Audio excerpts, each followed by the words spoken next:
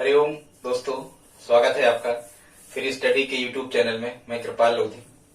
आज हम आपको बताने वाले हैं मध्य प्रदेश में खेलों के बारे में। स्टूडेंट्स, खेल का जो ये चैप्टर है, आप मध्य प्रदेश लेवल का कोई भी एग्जाम यदि देने जाते हो तो यहाँ से आपको एक प्रश्न आना बिल्कुल तय होता है। यदि आप हमारे चैनल पर पहली बार विजिट कर रहे हैं तो प्लीज सब्सक्राइब कर लें, साथ में बेल आइकन को क्लिक कर दें ताकि नोटिफिकेशन आपको मिलता रहे। आप कमेंट और शेयर भी करें, लाइक भी कर दें। ये हमारा मध्य प्रदेश के खेल से संबंधित फर्स्ट वीडियो होगा। एक वीडियो में मध्य प्रदेश के खेलों से संबंधित संपूर्ण जानकारी बता पाना संभव नहीं है, इसलिए हम इसका सेकंड वीडियो भी अपलोड जल्दी ही कर देंगे। यदि आप इस वीडियो में हमारे साथ अंत तक बने रहते हैं तो निश्चित रूप से आप मध्य प्रदेश के खेलों से आने वाले सभी प्रश्नों को आसानी से हल कर पा रहे होंगे। तो दोस्तों, देखते हैं मध्य प्रदेश के खेल। सबसे पहले यहाँ हमने लिया है मध्य प्रदेश के पुरस्कारों के बारे में, जो मुख्यतः खेलों के संदर्भ में मध्य प्रदेश सरकार द्वारा दिए जाते हैं। इस क्रम में सबसे पहले हम देखते हैं मध्य प्रदेश का राजकीय खेल। जैसा कि आपको पता होगा, मध्य प्रदेश का राजकीय खेल है मल्लखंब। एक खम्भे पर बहुत से व्यक्ति का एक प्रकार का हम व्यायाम कह सकते हैं। संसार का एकमात्र ऐसा खेल है ये मल्लखंब, जिसमें शरीर के सभी भागों का, सभी अंगों का पूरा व्यायाम हो जाता है। तो मध्य प्रदेश का राजकीय खेल है मल्लखंब। याद रखना आप, मध्य प्रदेश का राजकीय खेल है मल्लखंब। और राजकीय जो मल्लखंब अकादमी है ये उज्जैन में है। याद रखना, राजकीय मल्लखंब अकादमी मध्य प्रदेश की कहाँ है? उज्जैन में है। और 2013 से मल्लखंब के खिलाड़ी को, सर्वश्रेष्ठ प्रदर्शन करने वाले खिलाड़ी को प्रभास जोशी पुरस्कार दिया जाता है। ध्यान रखना भाई, मल्लखंब में वही विजेत होगा, वही मल्ल होगा जिसमें ज्यादा जोश होगा। ऐसे आप याद रख लेना, वही मल्ल होगा जिसमें ज्यादा जोश होगा। मल्ल मतलब पहलवान। तो यहां से आप याद कर सकते हो कि प्रभास जोशी पुरस्कार मल्लखंब की विधा में दिया जाता है। 2013 से दिया जाता है, एकदम नया पुरस्कार है। और इसमें जीतने वाले खिलाड़ी को मल्लखंब पुरस्कार या प्रभास जोशी पुरस्कार में 1 लाख रुपया नगद और अन्य प्रमाण पत्र वगैरह दिए जाते हैं। मल्लखंब जो राजकीय खेल है मध्य प्रदेश का, ये कहाँ से लिया गया है? कभी ऐसा यदि प्रश्न आता है तो स्टूडेंट्स, इसे लिया गया है सोमेश्वर थर्ड की एक पुस्तक थी, उसका नाम था मनोउल्लास। सोमेश्वर थर्ड की पुस्तक मनोउल्लास में इस मल्लखंब वाले खेल का जिक्र किया गया था। ये उस कमेटी जिसने ये तय किया राजकीय खेल, उसको अच्छा लगा और वहीं से मल्लखंब मध्य प्रदेश का राजकीय खेल बना। आगे हम देखते हैं मध्य प्रदेश के खेल पुरस्कार जो खेलों में राज्य सरकार द्वारा दिए जाते हैं, कौन कौन से हैं? एक ट्रिक यहां हमने लिख रखी है, एक विक्रम विश्व में लाइफ टाइम प्रभात करेगा। एक विक्रम विश्व में लाइफ टाइम प्रभात करेगा, ऐसा आप याद रखना। अब प्रभात करेगा एक विक्रम, वैसे ही विक्रमादित्य, चंद्रगुप्त विक्रमादित्य प्रभात कर ही रहे हैं, आपको पता है। तो यदि आप याद कर लेते हो, एक विक्रम विश्व में लाइफ टाइम प्रभात करेगा, यहां क्या बनेगा आप देख लो। सबसे पहले यहाँ क्या लिखा है? एक से बनेगा स्टूडेंट्स एकलव्य पुरस्कार। यहाँ 3 नंबर पे लिखा है एकलव्य पुरस्कार। इसकी शुरुआत 1997 से की गई है।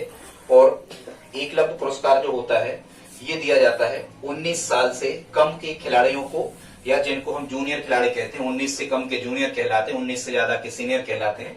तो 19 साल से कम के खिलाड़ियों को एकलव्य पुरस्कार दिया जाता है। ये खेल प्रशिक्षार्थियों को या खिलाड़ियों को भी दिया जाता है और इसमें 50,000 रुपया की नगद राशि और प्रमाण पत्र वगैरह इसमें दिए जाते हैं। याद रखना, एकलव्य पुरस्कार मतलब मध्य प्रदेश सरकार का ये एक खेल पुरस्कार है। अब अगला हम देखते हैं 97 से इसका प्रारंभ होता है। फिर यहाँ लिखा है विक्रम पुरस्कार। तो जो ये विक्रम पुरस्कार है ये मध्य प्रदेश का सबसे बड़ा या सबसे प्रतिष्ठित पुरस्कार है, ऐसे याद रखना। विक्रमादित्य खुद एक महान सम्राट हुए मध्य प्रदेश के गुप्त वंश के जो शासक थे। तो इसी प्रकार से 1990 से विक्रम पुरस्कार की शुरुआत होना है। ये मध्य प्रदेश का सबसे बड़ा पुरस्कार है ये, और ये सीनियर खिलाड़ी को दिया जाता है। याद रखना, जैसे विक्रम है तो ध्यान रखना एकलव्य। अब एकलव्य क्या होगा? एकलव्य समझना कि आप वो बच्चा होगा। एकलव्य चूंकि एक शिष्य का ही नाम था, द्रोणाचार्य का शिष्य था एकलव्य। आपने पता भील बालक था जिसने मूर्ति बना के द्रोणाचार्य ने मना कर दिया था। तो ऐसे आप याद रख सकते हो, वो जूनियर एक बालक था छोटा, एकलव्य एक बालक था छोटा, लेकिन विक्रम तो ये एक महान सम्राट ही थे। तो यहां से याद रखना सीनियर वर्ग में दिया जाता है। 19 वर्ष से अधिक के खिलाड़ियों को दिया जाता है विक्रम पुरस्कार, शिष्यों को दिया जाता है। ठीक, एमपी का सबसे बड़ा है और इसमें भी 1 लाख रुपया की राशि दी जाती है विक्रम पुरस्कार में। और कब दिया जाता है ये? 5 साल में से कम 2 साल उस खिलाड़ी ने उत्कृष्ट प्रदर्शन खेलों में किया हो, तब उसे क्या दिया जाता है? वो विक्रम पुरस्कार दिया जाता है। फिर यहाँ एक विक्रम, फिर यहाँ लिखा है विश्व। विश्व से बनेगा स्टूडेंट्स विश्वामित्र पुरस्कार, महाभारत में देखा होगा आपने। और ये जो विश्वामित्र पुरस्कार है इसकी शुरुआत होना है 1994 से। अब चूंकि आपको पता होगा कि विश्वामित्र खुद एक गुरु थे, तो जो विश्वामित्र पुरस्कार दिया जाता है ये दिया जाता है खेल में जो प्रशिक्षण देने वाले होते हैं, ठीक है, उनको दिया जाता है। जो खेल के कोच होते हैं या जो गुरु होते हैं उनको ये पुरस्कार दिया जाता है। कौन सा? विश्वामित्र पुरस्कार। जो कोच होते हैं उनको दिया जाता है, ठीक है, खेल में प्रशिक्षण देने वाले व्यक्तियों को दिया जाता है। 1994 से इसकी शुरुआत हुई है। मुख्यतः खेल में शिक्षकों को दिया जाता है, ये भी हम कहते हैं। और किसे दिया जाता है? इसमें भी 1 लाख रुपया की राशि मिलती है विश्वामित्र पुरस्कार में। किसे दिया जाता है? जिसने खिलाड़ियों को राष्ट्रीय या अंतरराष्ट्रीय खेलों में 2 या 2 से ज्यादा पदक दिलाए हों, उसे दिया जाता है। कौन सा पुरस्कार? विश्वामित्र पुरस्कार। ठीक है, इतना पर्याप्त है, इसमें यही पूछा जाता है। इसके बाद में हम आ जाते हैं, यहां लिखा है लाइफ टाइम। क्या लिखा है? Life time. और फिर यहां लिखा है प्रभात करेगा। तो प्रभात करेगा से तो अभी हमने आपको बताया कि ये प्रभास जोशी पुरस्कार है जो मलखंभ में स्पेशली दिया जाता है। 2013 से इसकी शुरुआत की गई है प्रभास जोशी पुरस्कार की। ठीक है, इसमें भी 1 लाख रुपया की राशि नगद दी जाती है। अब यहां लिखा है लाइफ टाइम अचीवमेंट, मतलब जीवन भर की खेलों की उपलब्धि के लिए दिया जाता है। और ये जो लाइफ टाइम अचीवमेंट पुरस्कार दिया जाता है ये दिया जाता है रूप सिंह के नाम पर। ध्यान रखना, पूछा जाता है लाइफ टाइम अचीवमेंट पुरस्कार किसकी याद में या किसके नाम पर दिया जाता है? तो रूप सिंह के नाम पर दिया जाता है। हॉकी का जादूगर जो ध्यानचंद थे, ध्यानचंद के भाई थे रूप सिंह, ये भी हॉकी खेलते थे। हॉकी के राष्ट्रीय खिलाड़ी थे, मध्य प्रदेश से, ग्वालियर से बिलोंग करते थे, ये ग्वालियर के थे रूप सिंह, इसीलिए रूप सिंह स्टेडियम भी, अंतरराष्ट्रीय स्टेडियम भी ग्वालियर में है। तो ध्यान रखना, लाइफ टाइम अचीवमेंट पुरस्कार रूप सिंह के नाम पर दिया जाता है जो एक खुद हॉकी खिलाड़ी थे। 2014 से इसकी शुरुआत की गई है। और ये 55 वर्ष से अधिक के ऐसे बेरोजगार व्यक्तियों को दिया जाता है जिनने जीवन में कुछ खेलों के बारे में उपलब्धि प्राप्त की है। सम्मान निधि के तौर पर इन्हें मासिक 5,000 रुपया की धनराशि दी जाती है। ठीक है, 55 वर्ष से अधिक के व्यक्तियों को ये सम्मान दिया जाता है। कौन सा? Life time achievement. Life time achievement मतलब होता है जीवन भर की उपलब्धियों के लिए। फिर यहाँ एक पुरस्कार और सरकार देती है, उदीयमान खिलाड़ी वृत्ति। उदीयमान खिलाड़ी वृत्ति, इसमें 250 रुपया मासिक स्कॉलरशिप देती है। और ये इसमें 200 खिलाड़ियों का सिलेक्शन किया जाता है 1 वर्ष तक के लिए। उदीयमान खिलाड़ी छात्रवृत्ति खिलाड़ियों को दी जाती है। अब हम यहाँ चलते हैं मध्य प्रदेश की नई खेल नीति। एक चीज ध्यान रखना, यदि कभी आपको प्रश्न आए कि मध्य प्रदेश की पुरानी खेल नीति, तो मध्य प्रदेश की पुरानी खेल नीति बनाई गई थी 1989 में। याद रखना, मध्य प्रदेश की पुरानी खेल नीति 1989 और मध्य प्रदेश की नई खेल नीति 2005। 2005 में जो नई खेल नीति बनी उसमें क्या परिवर्तन कर दिया उसको समझ लेते हैं। यदि मध्य प्रदेश का कोई खिलाड़ी ओलंपिक स्वर्ण पदक विजेता बनता है, मतलब ओलंपिक गेम्स में यदि वो गोल्ड मेडल जीतता है, तो उसे राज्य सरकार 1 करोड़ रुपया का पुरस्कार और अन्य प्रमाण पत्र वगैरह प्रदान करती है। यदि कोई खिलाड़ी रजत पदक जीतता है ओलंपिक खेलों में, यदि रजत पदक जीतता है तो उसे 30 लाख रुपया की धनराशि प्रदान की जाती है राज्य सरकार के द्वारा। और यदि कोई खिलाड़ी ब्रॉन्ज मेडल जीतता है, यदि कांस्य पदक जीतता है, तो उसे 20 लाख रुपया की धनराशि प्रदान की जाती है राज्य सरकार के द्वारा। ये महत्वपूर्ण फैक्ट थे, आप इनको लिख लें कहीं, राज्य खेल नीति या नई खेल नीति 2005 की। आगे स्टूडेंट्स, यहां अब आपको जो प्रश्न आता है पुरस्कारों के बारे में इतना पर्याप्त है, आप इनके नोट्स बनाते जाएं, स्क्रीनशॉट ले लें। अब हम देख लेते हैं मध्य प्रदेश के खेल स्टेडियम के बारे में। यहां से प्रश्न आता है और मुख्यतः प्रश्न यही आता है कि मध्य प्रदेश का कौन सा खेल स्टेडियम कहां है, इतना ही प्रश्न आता है। यदि आपको ज्यादा कुछ विशेषताएं उनकी याद ना हो तो इतना बस आपको याद हो जाए कि मध्य प्रदेश के कौन से खेल स्टेडियम कहां है। सबसे पहले हम भोपाल के खेल स्टेडियम आपको बता देते हैं। एक चीज ध्यान रखना, भोपाल का कोई भी खेल स्टेडियम अंतरराष्ट्रीय स्तर का नहीं है, कोई भी खेल स्टेडियम अंतरराष्ट्रीय स्तर का नहीं है भोपाल में। लेकिन फिर भी भोपाल में कुछ स्टेडियम है, हमने उनकी ट्रिक यहाँ पर बना रखी है, देख लेते हैं। ट्रिक कैसी है? तरुण बाबा टोपी लगाकर भोपाल में ऐश करो। क्या कहोगे? तरुण बाबा टोपी लगाकर भोपाल में ऐश करो। और भाई कोई ऐश करेगा तो राजधानी में करेगा ना, और कहां करेगा, इसीलिए याद रखना तरुण बाबा टोपी लगाकर भोपाल में ऐश करो। तो यहां लिखा है, जैसे तरुण लिखा है तो तरुण से बनेगा सबसे पहले प्रकाश तरुण पुष्कर स्टेडियम, ये भी भोपाल में है। प्रकाश तरुण पुष्कर स्टेडियम, यहाँ तैरने का एक अच्छा खासा स्विमिंग पूल है, तालाब है। तैराकी की समस्त प्रतियोगिताएं मध्य प्रदेश सरकार की यही होती है, प्रकाश तरुण पुष्कर। याद रखना, पुष्कर मतलब क्या होता है? तालाब होता है, तालाब का पर्यायवाची होता है पुष्कर। तो यहां से आपको याद होगा कि ये तैराकी का स्टेडियम होगा। और कहां है ये? भोपाल में। फिर यहाँ क्या लिखा है? बाबा, तो बाबा से बनेगा बाबा अली स्टेडियम, बाबा अली स्टेडियम भी भोपाल में है। फिर यहाँ लिखा है टोपी, टोपी शब्द से बनेगा Tatya Tope stadium, TT stadium इसको कहते हैं, तात्या टोपे स्टेडियम। और जो ये तात्या टोपे स्टेडियम है, इसकी विशेषता खासकर ये है कि यहाँ टीटी संग्रहालय भी है, मतलब तात्या टोपे खेल संग्रहालय भी तात्या टोपे स्टेडियम में है। अब कभी कभी यहाँ से प्रश्न आता है कि मध्य प्रदेश के कौन से स्टेडियम में खेल संग्रहालय है, मध्य प्रदेश के कौन से स्टेडियम में खेल संग्रहालय है, या मध्य प्रदेश के किस शहर में खेल संग्रहालय है, या किस स्टेडियम में खेल संग्रहालय है। तो आपको ध्यान रखना है, मध्य प्रदेश में टीटी स्टेडियम भोपाल, मतलब तात्या टोपे स्टेडियम भोपाल में टीटी खेल संग्रहालय भी है, मतलब तात्या टोपे खेल संग्रहालय भी है वहां पर। और यहाँ एक विशेषता और है, यहाँ पर जर्मन ट्रैक की सुविधा उपलब्ध है। अब ट्रैक क्या कहलाता है स्टूडेंट्स? जो एथलीट्स होते हैं, जो एकल खेल, लंबी कूद, ऊंची कूद या दौड़, ठीक है, हाई जंप, लॉन्ग जंप या रेस वाले जो खिलाड़ी होते हैं, इनके लिए एक विशेष प्रकार के ट्रैक की आवश्यकता होती है। तो यहाँ पर एक अंतरराष्ट्रीय स्तर का क्या है? जर्मन ट्रैक है। मतलब जैसे जर्मनी के व्यक्तियों को, खिलाड़ियों को सुविधा दी जाती है, जिस प्रकार का ट्रैक उपलब्ध करवाया जाता है, उसी प्रकार का ट्रैक दौड़ने के लिए कहाँ है? तात्या टोपे स्टेडियम में है, जिसे हम कहते हैं जर्मन ट्रैक।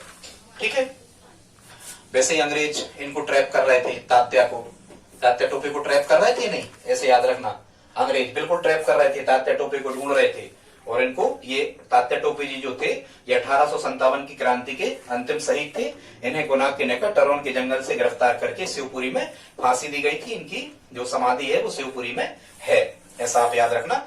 तो अंग्रेज तात्या को ट्रैप कर रहे थे, तो यहां से जोड़ना तात्या टोपे जर्मन, मतलब जर्मन ट्रैक कहाँ है? तात्या टोपे स्टेडियम में है, भोपाल में। फिर यहाँ लिखा है ऐशबाग, क्या लिखा है? एस शब्द लिखा है, एस से बनेगा ऐशबाग स्टेडियम। और ध्यान रखना, ऐशबाग स्टेडियम जो है ये मध्य प्रदेश का सबसे बड़ा स्टेडियम है। लेकिन किस आधार पर ये मध्य प्रदेश का सबसे बड़ा स्टेडियम है? तो दर्शकों की संख्या के आधार पर मध्य प्रदेश का सबसे बड़ा स्टेडियम है ऐशबाग स्टेडियम। अब याद रखना कि भाई दर्शक सबसे ज्यादा कहाँ जाएंगे? तो दर्शक सबसे ज्यादा वहीं जाएंगे जहां उन्हें ऐश करने मिलेगा, वहीं तो जाएंगे जहां उनको आराम मिलेगा, ऐश करने मिलेगा। तो ऐश करने सबसे ज्यादा दर्शक कहाँ जाएंगे? ऐशबाग स्टेडियम में जाएंगे। और यहाँ 10,000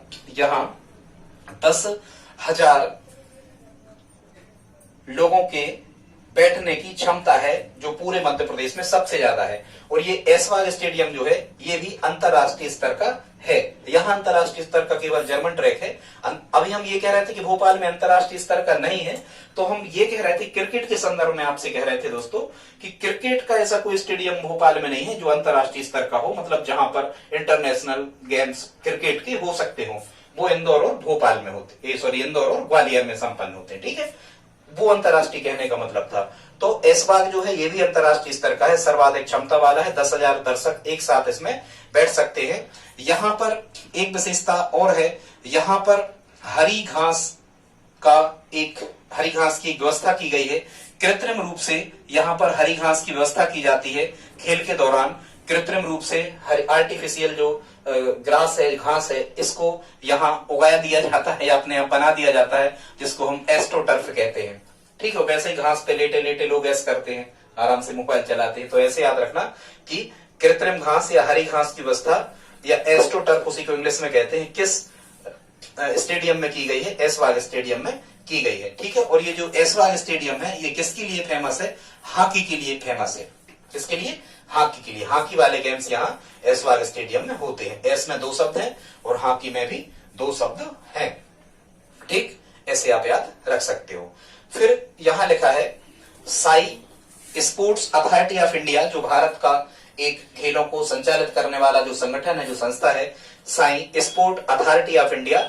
तो यहाँ पर भोपाल में ही याद रखना, भोपाल में ही साई का मध्य क्षेत्रीय केंद्र है, मतलब एक हेडक्वार्टर है मध्य क्षेत्रीय भारत का भोपाल में। मतलब कभी आपसे पूछा जाए कि मध्य प्रदेश में Sai sport authority of India का मुख्यालय कहाँ है मध्य प्रदेश में, तो आपको कहना है ये भोपाल में है। और इसका सब सेंटर मतलब उप केंद्र कहाँ बनाया गया है? इस साई का उप केंद्र बनाया गया है कहाँ? धार में। ठीक, ताकि खिलाड़ी मस्त धार में ना रहे, वो अपनी तरक्की कर पाए, तो धार में बनाया गया है। तो ठीक स्टूडेंट्स, ये हमने ट्रिक से तरुण बाबा टोपी लगाकर भोपाल मैच करो, ये भोपाल से बनेगा, ये भोपाल के स्टेडियम हो गए। अब हम देख लेते हैं इंदौर के स्टेडियम, और इंदौर के स्टेडियम की याद रखने की ट्रिक क्या है?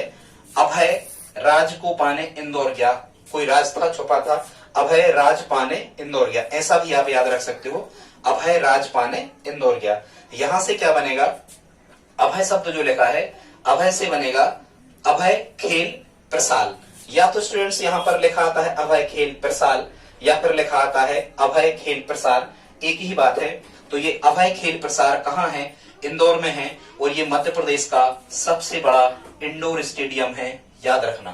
क्योंकि यहाँ क्या लिखा है? प्रसाल यदि हम कर दें तो प्रसाल को आप विशाल भी कह सकते हो, प्रसाल को आप क्या कह सकते हो? विशाल भी कह सकते हो। मतलब ये मध्य प्रदेश का सबसे बड़ा इंडोर स्टेडियम है स्टूडेंट्स। इंडोर स्टेडियम का मतलब होता है कि स्टेडियम के अंदर ही जो गेम्स खेले जाते हैं, जैसे बैडमिंटन है, ठीक है, या वॉलीबॉल वगैरह है, ठीक है, या बास्केटबॉल वगैरह है, ये चार दीवारी के अंदर जो छोटे से कोर्ट वगैरह में, जो छोटे से ग्राउंड में जो गेम्स खेले जाते हैं, उनको इंडोर स्टेडियम कहते हैं। तो अभय खेल प्रसाद मध्य प्रदेश का सबसे बड़ा इंडोर स्टेडियम है। बस इतनी विशेषता इसमें पर्याप्त है। फिर यहाँ क्या लिखा था? दूसरा लिखा था राज, राज्य से बनेगा स्टूडेंट्स ऊषा राजे सिंधिया स्टेडियम।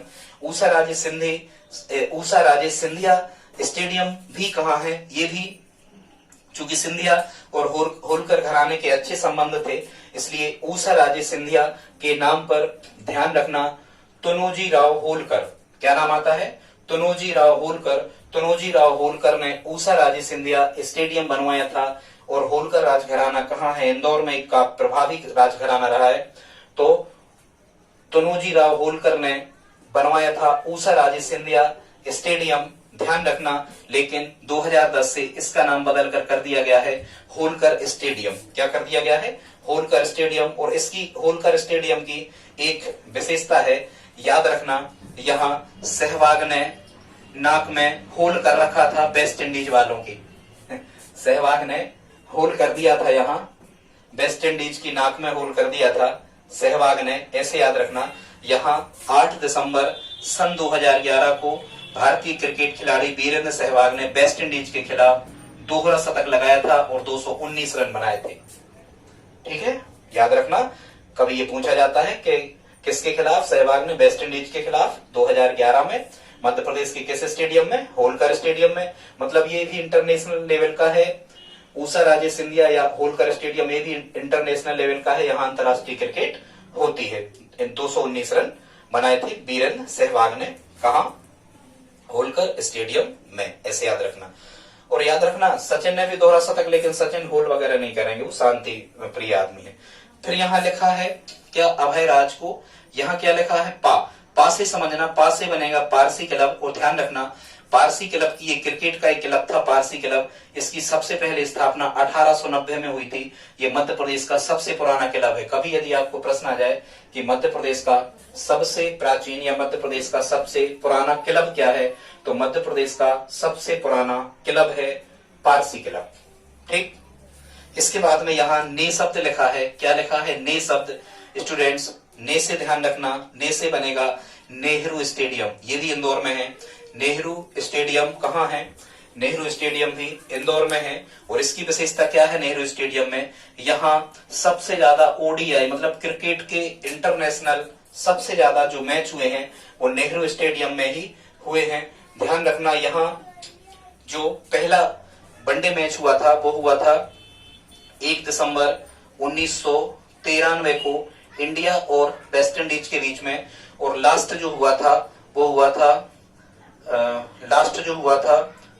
था 2001 में इंडिया और ऑस्ट्रेलिया के बीच में। और ये मैच जो लास्ट 2001 में इंडिया ऑस्ट्रेलिया के बीच हुआ था नेहरू स्टेडियम इंदौर में, ये भारत ने ही जीता था। और एक चीज और ध्यान रखना, यहाँ ये स्टेडियम होने के कारण ही मध्य प्रदेश की खेल राजधानी इंदौर को कहते हैं, क्योंकि ये दौर खेलों का है। ऐसे याद रखना वर्तमान का दौर खेलों का है, खिलाड़ी बहुत पैसा कमा रहे, ठीक है, खिलाड़ियों को बहुत शोहरत मिल रही, तो ये वर्तमान का दौर खेलों का है। तो यहां से याद रखोगे आप कि दौर मतलब इंदौर को मध्य प्रदेश की क्या कहते हैं? इंदौर को मध्य प्रदेश की खेल राजधानी कहते हैं। इसके बाद हम आते हैं अलग अलग स्टेडियम है। फिर है ठाकुर रणमत्स्य स्टेडियम। ठाकुर रणमत्स्य स्टेडियम है रीवा में। ठाकुर रणमत्स्य स्टेडियम कहाँ है? रीवा में। वैसे जो ठाकुरों के नाम पर जितना कुछ भी है वहां रीवा में ही है, ज्यादा ठाकुरों की यहाँ चलती है। या फिर ऐसा याद रखना यदि आप रीवा को उल्टा कर देते हो तो ये बनता है बारी। क्या बनता है स्टूडेंट्स? बारी। और बारी कहाँ पहनी जाती है? कानों में। आपने फिल्मों में देखा होगा जो ठाकुर होते थे वो कानों में बारी पहनते थे। तो याद रखना ठाकुर रणमत्स्य। या फिर यहाँ रा यहाँ से पकड़ना और रा यहाँ से पकड़ना, तो रा आ जाए तो रीवा से ही आपको जोड़ देना, ठीक है। या फिर रीवा का उल्टा करना, बारी बारी पहनेंगे ठाकुर, तो ठाकुर रणमत्स्य स्टेडियम रीवा में हो गया। अब हम देख लेते हैं जबलपुर के स्टेडियम। जबलपुर में कौन कौन से स्टेडियम है, इसकी भी एक ट्रैक है छोटी सी। रवि और रानी जबलपुर रेलवे स्टेशन गए, दोनों एक सी राशि के हैं रवि और रानी, तो रवि और रानी जबलपुर रेलवे स्टेशन गए। ध्यान रखना जबलपुर रेलवे स्टेशन किसे पहुंचाना है? रवि और रानी को पहुंचाना है। रवि और रानी जबलपुर रेलवे स्टेशन गए। यहां से बनेगा, ध्यान देना, पहला बनेगा रवि शंकर शुक्ल। क्या बनेगा? पंडित रविशंकर शुक्ल स्टेडियम, ठीक। पंडित रविशंकर शुक्ल स्टेडियम कहाँ है? जबलपुर में है। रानी से बनेगा रानी ताल स्टेडियम। रानी ताल स्टेडियम कहाँ है?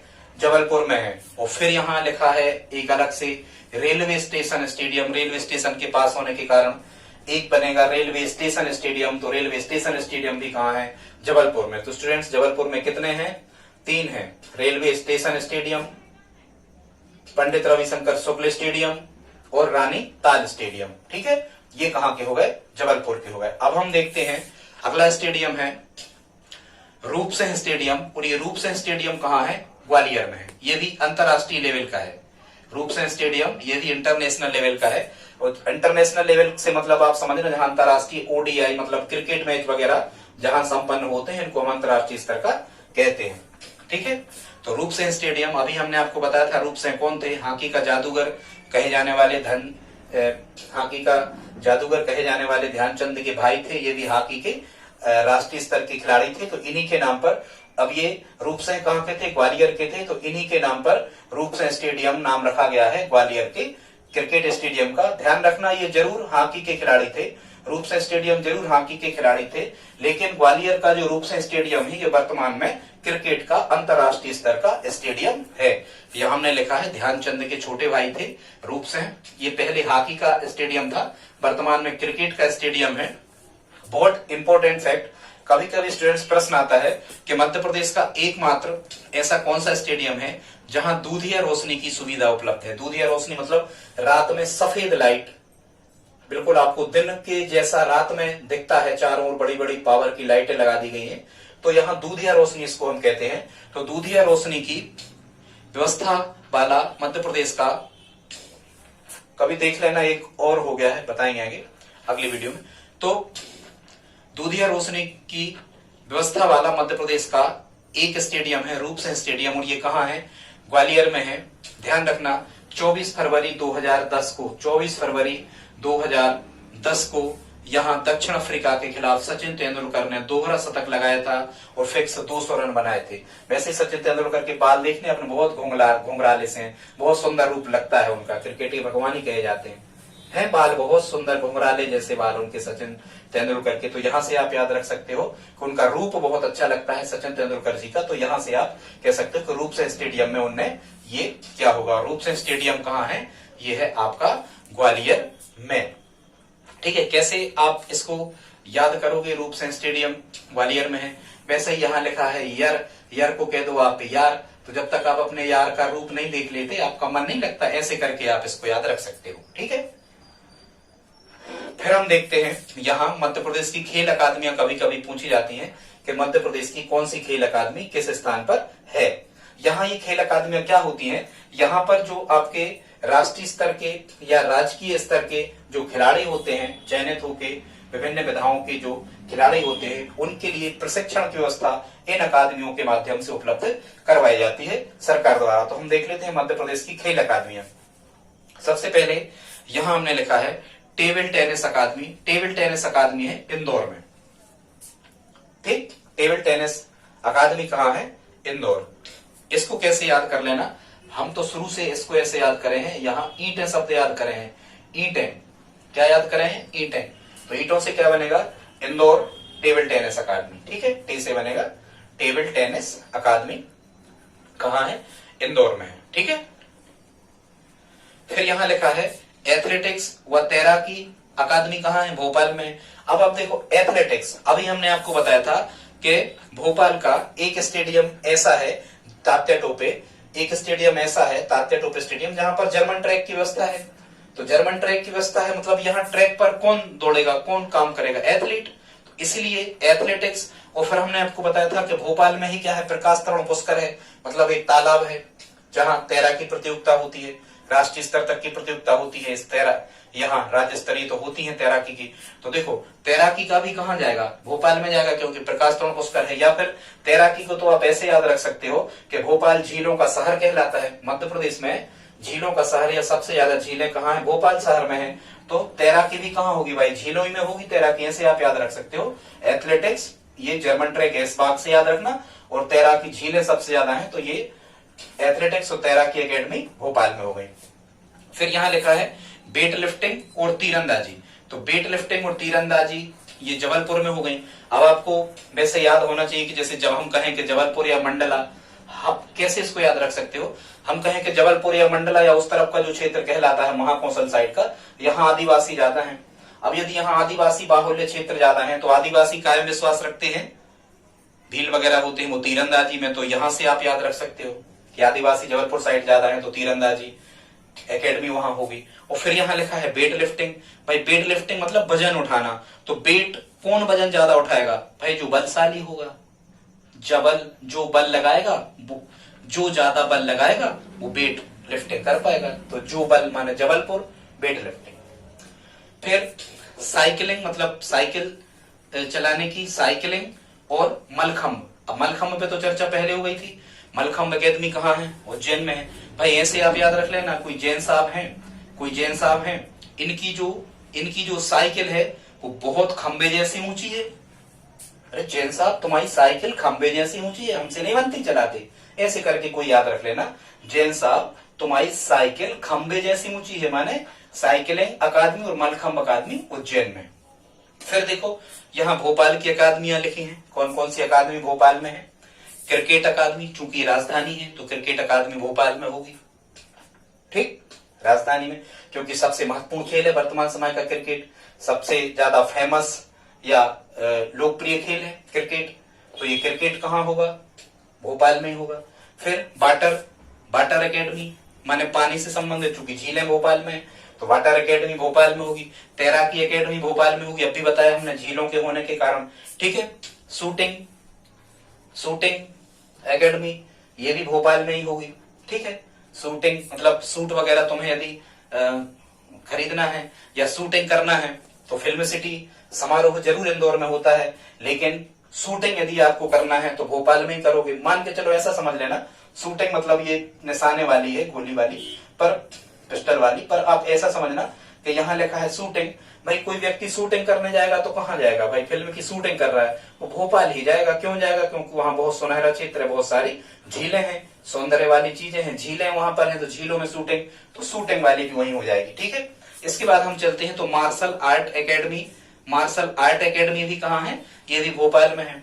वैसे ही सबसे ज्यादा प्रभावी लोग कहाँ रह रहे? भोपाल में रह रहे, तो वो अपने साथ अपने अपने मार्शल वगैरह पहलवान रखते हैं। ठीक है, तो ऐसे आप याद रख सकते हो। मार्शल आर्ट एकेडमी ये भी कहाँ हो गई? भोपाल में हो गई। अब यहाँ लिखा है घुड़सवारी एकेडमी, ये है गोरेगांव भोपाल में घुड़सवारी अकादमी। इसको आप कैसे याद रखोगे? गोरेगांव, ऐसे ही आप याद रखना, ये लिखा है घुड़सवारी, तो इस गोरेगांव को कह दो घोड़ेगांव। यहां लिखा है घुड़सवारी, तो आप जब भी इसको याद करें तो गोरेगांव ना कहें, उसे घोड़ेगांव कहें। क्या कहें? घोड़ेगांव भोपाल। तो घुड़सवारी अकेडमी हो गई घोड़ेगांव भोपाल। ठीक, इसको याद रख लेना।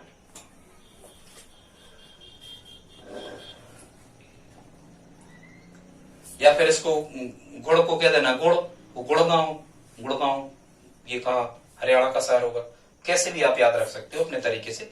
फिर यहाँ लिखा है जिम्नास्टिक एकेडमी भी कहाँ है? उज्जैन में है। जिम्नास्टिक एकेडमी कहाँ है? उज्जैन में है। और वैसे ही आपको पता होगा जो जैन लोग होते हैं ये खाने पीने में बड़े स्टिक होते हैं, बड़ी सात्विकता से भोजन करते हैं। जैन लोग बड़े स्टिक होते हैं मन से, ऐसे याद रखना, जैन लोग मन से जिम्ना, जैन लोग बड़े स्टिक होते हैं, खाने पीने में मना कर देते हैं। ठीक है, ऐसे जिम्नास्टिक एकेडमी उज्जैन। फिर एक मध्य प्रदेश का खेल गांव के बारे में आप समझ लें, तो मध्य प्रदेश में जो खेल गांव बनाया गया है ये भोपाल के पास, लगभग भोपाल से 20 किलोमीटर दूर पर, भोपाल शहर से लगभग 20 किलोमीटर दूर खेल गांव की स्थापना की गई है, जो 172 एकड़ में वर्तमान में भी निर्माणाधीन है, निर्मित किया जा रहा है। यहाँ बहुत सी फैसिलिटीज खिलाड़ियों को दी जाएंगी। फिर यहाँ लिखा है सेलिंग स्कूल, नौसेना का एक सेलिंग स्कूल है नेवी वालों का। तो ये सेलिंग स्कूल कहाँ है? ये सेलिंग स्कूल है बड़ी झील भोपाल। चूंकि ये झील आप समझ रहे होंगे, झील है तो सेलिंग मतलब नाव चलाने का जो स्कूल होगा, जो संस्था होगी, वो भी कहाँ होगी? भोपाल, झीलों के ही शहरों में। फिर एनसीसी और स्काउट गाइड का हेडक्वार्टर, क्षेत्रीय हेडक्वार्टर या NCC national cadet corps, NCC और स्काउट गाइड का क्षेत्रीय मुख्यालय भी कहाँ है? भोपाल में है। स्टूडेंट्स, यदि आपको आज का वीडियो अच्छा लगा हो तो please like, share, subscribe, comment करें। धन्यवाद।